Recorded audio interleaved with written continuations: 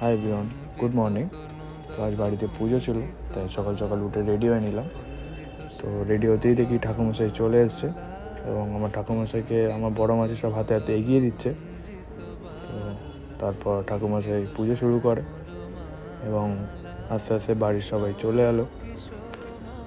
তারপর একে একে আমরা সবাই অঞ্জলি দিলাম। অঞ্জলি শেষ হতেই ঠাকুরমশাই ওম শুরু করলো। তার মাঝে আমরা একটু চুল ঠিক করে নিলাম, কারণ বারবার আমার চুলটা কেটে যাচ্ছিলো।